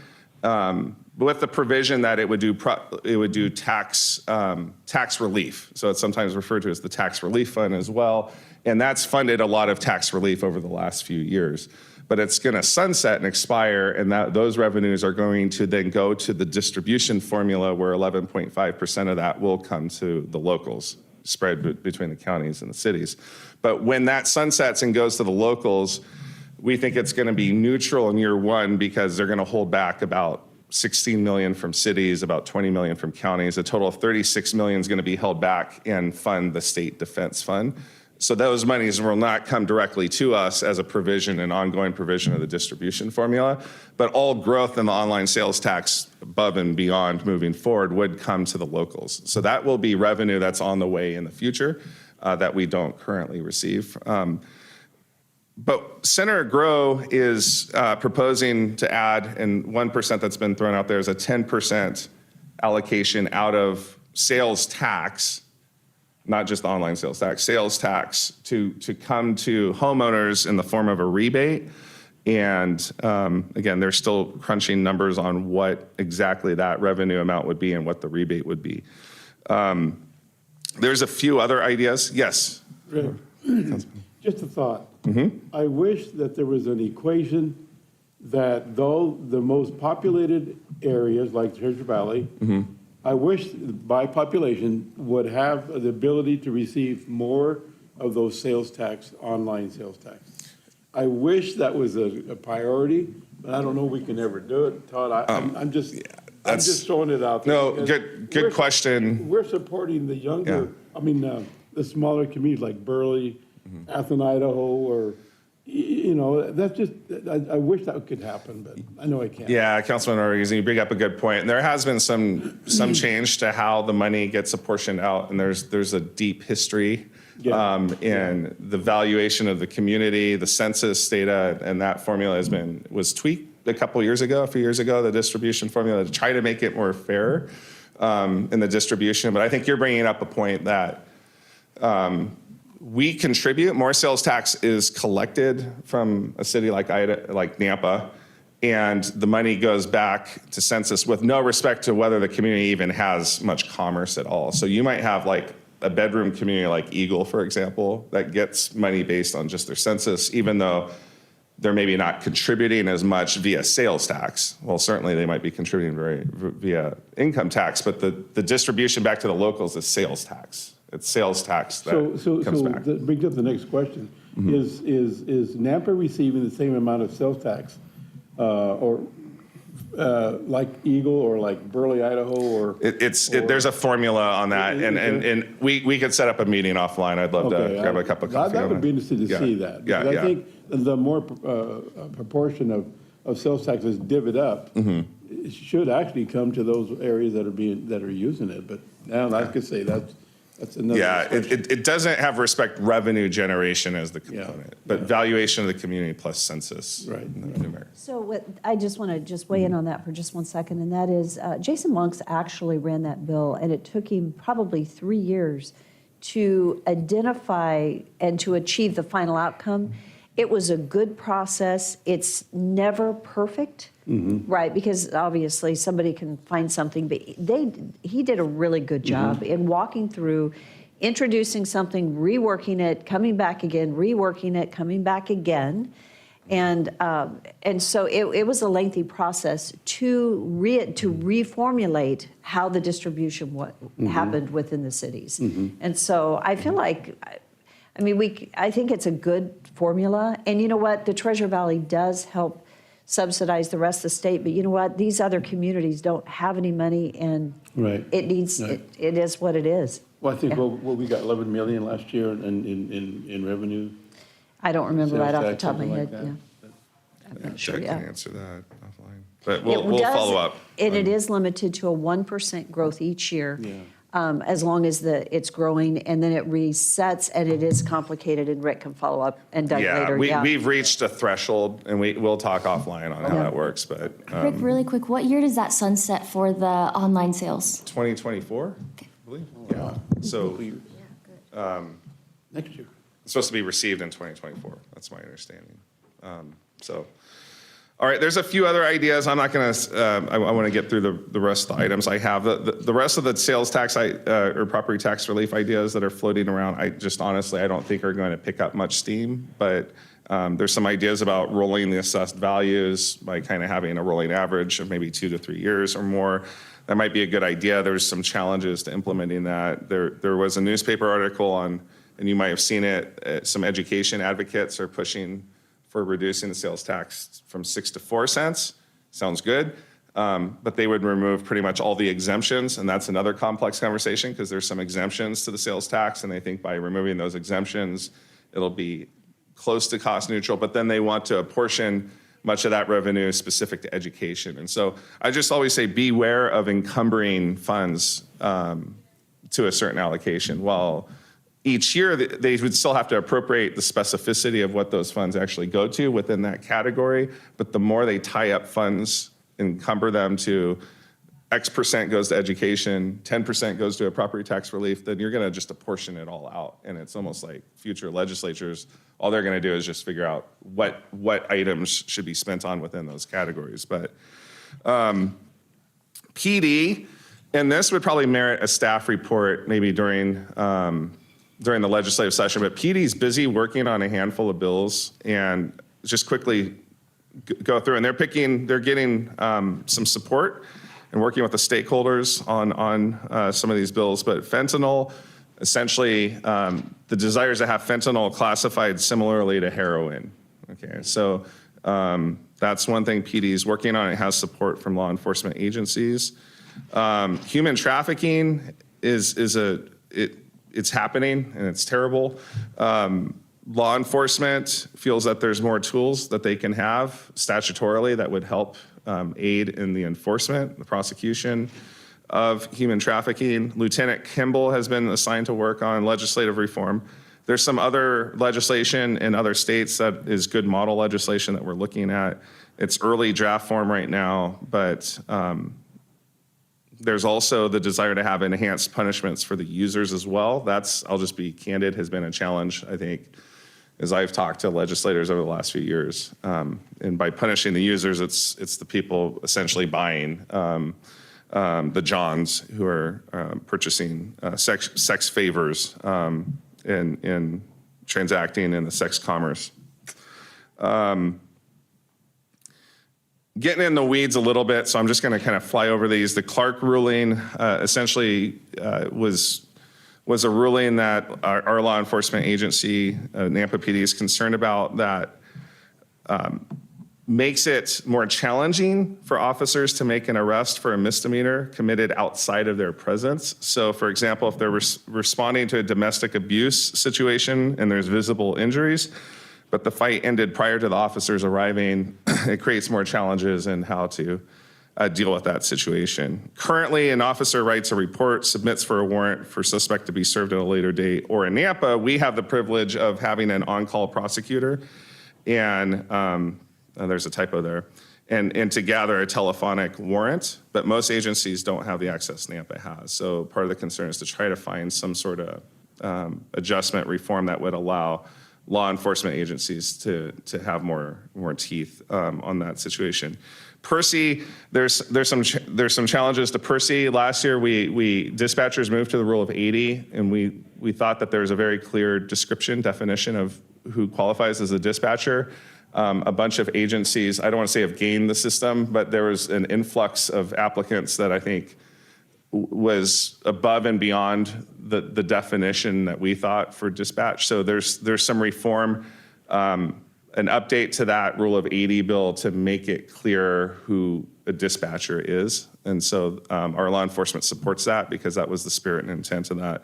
And also there was a provision to allow Rule of 80 retirees to be able to be rehired under an agency. But that had if they retired prior to a certain date, I think about a year ago, and the intent is to kind of lift that date to allow people who've retired over even the last year to qualify under this provision. Law enforcement agencies see challenges with recruitment right now. To allow people who've met their full retirement qualifications to be able to retire and then still be rehired is one of the provisions of this, to be able to retain employees beyond retirement rather than just lose them completely. So Highway district impact fees. This is something Tom and Public Works has been working on. We've had some meetings with the local highway districts. I've attended some of those meetings.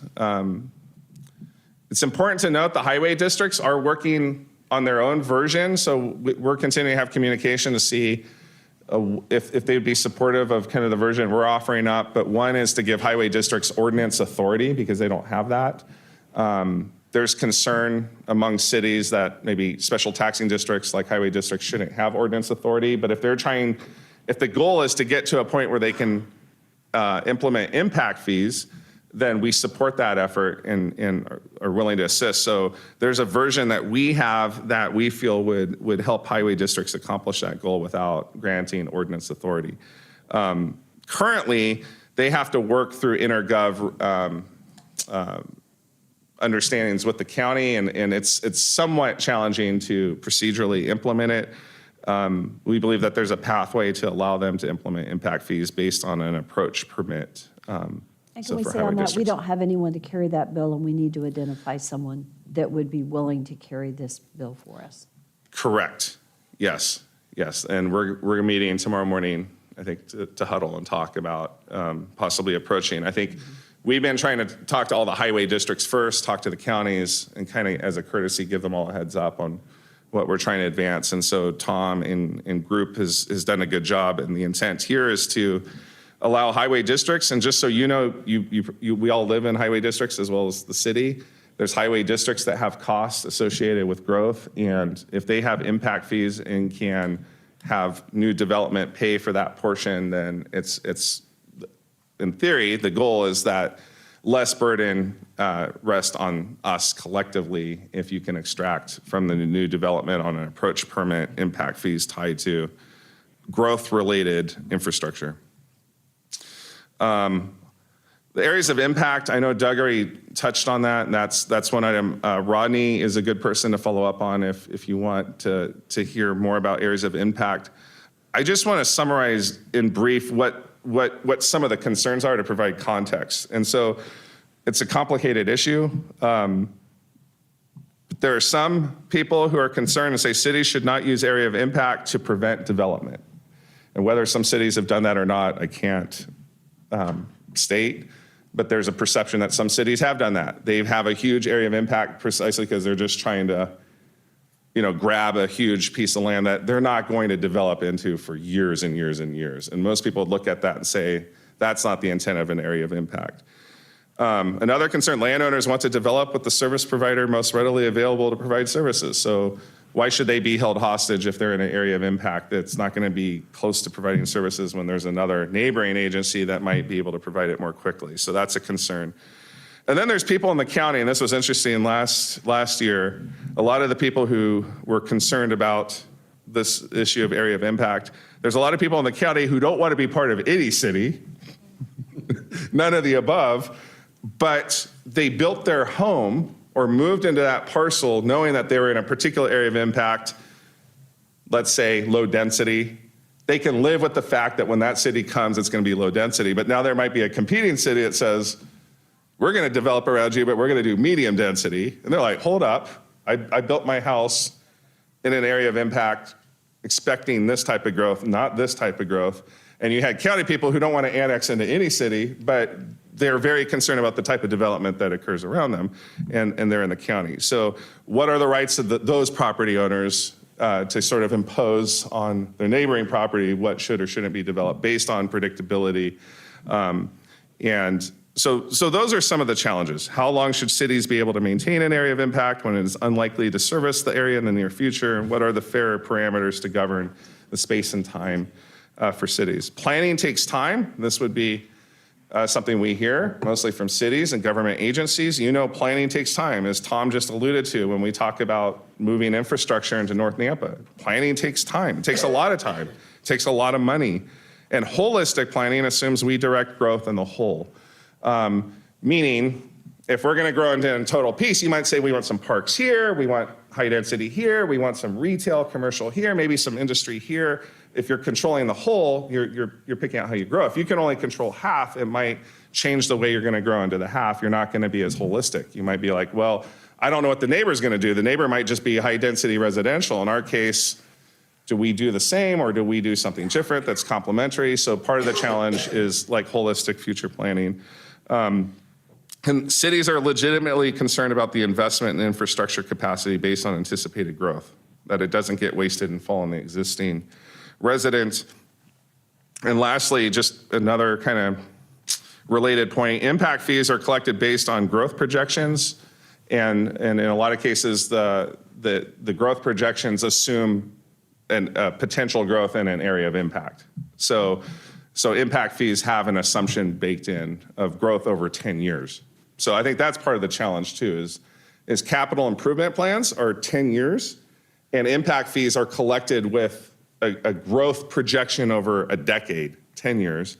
And if you go, say, below 10 years on how quickly you must grow in order to keep that area of impact, that's where there's going to be some challenges, I think. And I just want to highlight, just provide some context around the concerns among stakeholders on various sides of this issue. Hey, Rick? Yes. One thing, though. Under this fine lines in this bill, if it goes before, would it allow the city of Napa to take over the area North Napa, like that's in the city of Caldwell? Would that give us the opportunity to do that? Or not? I'm saying that we wouldn't want to do that. I'm just saying, would the laws change the zoning areas for that purpose? If I understand your question to be like, we can annex it. If there's properties, I think if you're, let's say 1 mile is the boundary, there might be, and I think Rodney and the planning team could speak more clearly to it, is there property between us and Caldwell, for example, that would now fall beyond a mile of them, beyond a mile of us, and they're kind of in no man's land. So who kind of goes and captures that? Yeah, I mean, some of the boundaries might be rewritten, and as I think Tom or Doug reported earlier, there is some property between us and Caldwell that we already have kind of an understanding with Caldwell that it would be us, but technically it's outside that mile. So part of the question we have is, would the county be allowed to recognize it in the area of impact, or would a mile or any other designation marker be definitive to say no? And then you have kind of some county parcels that are no man's land, right? They don't exist in any area of impact. But there's category A annexations, and maybe Rodney can brief that on another staff report. And that could be a little bit confusing, but if there's a pathway to annexation, you can seek annexation within the entity as long as there's a pathway, regardless of whether you're in their area of impact, based on my understanding. Rodney's giving a thumbs up, so okay, I passed that quiz. So that complicates things furthermore, because you might have areas of impact, but people can still seek a pathway of annexation. Now, it's not an entitlement, but let's say you have a property that's in Canyon County, but it's bordering the city of Meridian, and I think historically some requests have come in like this. They're seeking annexation into Meridian, even though it's not an area in the Meridian's area of impact, even though it crosses the county line, Meridian would have to approve that. So, but if Meridian were to approve it, my understanding is they would be annexed into Meridian. So sometimes in some where you have abutting properties like this, you get some jigsaw area of impact, and a lot of people scratch their head and go, what in the world was going on? And it could be, wouldn't it be appropriate to say spot annexation, because there's a legitimate pathway to annexation, but you get kind of a zigzag, and that could be confusing. And the mayor alluded to earlier with Caldwell, you might have people with the Nampa address, but they live in the city of Caldwell, and there's a lot of confusion when there's some zigzag. Well, that's what Star's trying to do with our property under those terms. Now it's going to kick it out. Yeah, I will defer to others to speak to that. But, What do you mean it will kick it out? I mean, they won't be able to do that if under this rule. No, actually, they. Oh, they still can? Oh, Yeah. great. All right, I'm going to fly through these tend to be fly through. There's some AIC priorities I just want to praise you of. Legal postings, there's some reform on legal postings. To be clear, this would not totally replace the requirement to post with the newspaper. That requirement would stay. However, it allows a movement to embrace more technology, to have a website portal that's a combined effort of all the newspapers that would have the online posting component. The one benefit on this is that the clock, sometimes the newspapers don't publish every day. In fact, our local paper doesn't publish on a Monday, for example. So you're having a time when you get the posting in and the day of publishing, and then that's usually when the clock starts to meet the legal criteria for legal posting. The bill that's kind of being advocated to deal with legal postings would say the clock starts as soon as we get it out and it's on the online posting. And the print edition might be 2 days, 3 days later, but once it's online, technically it meets that requirement. And the bill also seeks an exemption from liability if failure is on the newspaper to correctly publish the notice, to not nullify or call into question the action that council takes. Record retention, a complicated issue, but there's statutes that govern municipal record retention and county record retention. It's the city's perspective that there's a little bit of ambiguity and unclarity, especially on record retention, referring to like a 2-year minimum, and then there's certain law enforcement provisions that are explicitly called out in the county record retention, dealing with video surveillance and such. All I'll say is there's some reform. There's a lot of small cities that it's very difficult to store all the video footage for long periods of times, especially that doesn't have evidentiary value, or even just surveillance video, stuff affixed to body cam footage or just surveillance footage. And the efforts here, and there's a couple of different ideas floating, is basically to try to reduce what the record retention requirements are in some of that, to allow cities to be able to delete that. They're not trying to skirt the law or get rid of evidentiary evidence. They're trying to balance the challenges of small cities with needing massive storage. And we want to encourage video surveillance. That's kind of where we're going. It's in the interest of the public and transparency, and also law enforcement. It's been a helpful tool. But if cities can't afford all the storage, then it's a big challenge.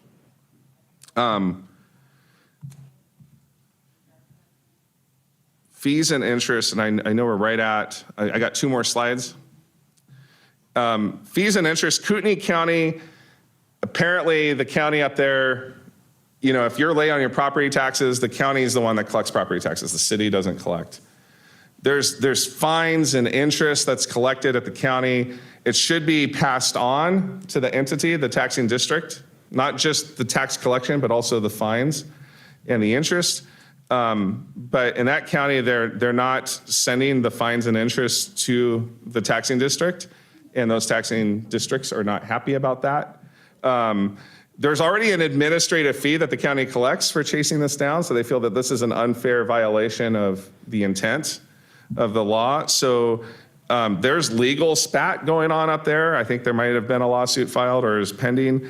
But they're seeking a legislative fix to make it more explicitly clear that the interest and fines that are collected by the county must be remitted back as well to the cities and taxing districts. And then items to watch, the billboard bill, Adam Mancini already kind of briefed on this, the tree ordinance, so I'm not going to speak to that. House Bill 389, there's some questions, will there be reform to House Bill 389? I don't know, I don't think so. They might lift the hard 8% cap out of respect for smaller communities, but we'll see. Will there be further dedication of the online sales tax? Like I told you, the online sales tax hasn't come to us yet. It's funded tax relief of various sorts and other things. Our concern as a city is that they not portion that out more, that they not divvy that money out. They keep it whole so that when it expires, we see what we predict to be coming into the shared formula. Social policy affecting locals. There's a lot of chatter last year about library bill and other things about materials in library and other assorted things. So we'll just keep an eye on seeing what's going on with some of those potential legislative efforts. And then is there fiscal policy that will also affect locals? We'll keep an eye. So those are the concerns we have on fiscal policy. And by fiscal policy, are they going to try to restrain our budget capacity as cities? Are they going to try to do property tax relief with some strings attached? Like, right, we're going to do this, but cities, your cap isn't 3%, it's going to be 2% now. Or trying to reduce what the budget growth might be. That's where we'll keep a close eye, because any restraint on growth, budget growth tied to growth, people paying their fair share, it creates challenges for us to maintain the quality of life we have for the whole. So I apologize, I'm 3 minutes over, but I am done with my presentation and happy to talk offline if you have any questions. So thank you. Thank you, Rick. Please reach out to Rick with questions, and Rick will be pushing information out to you guys. So with that, unless there's a question, and we are just a few minutes over, I would stand for a motion to adjourn our meeting. So moved. It's been moved and seconded.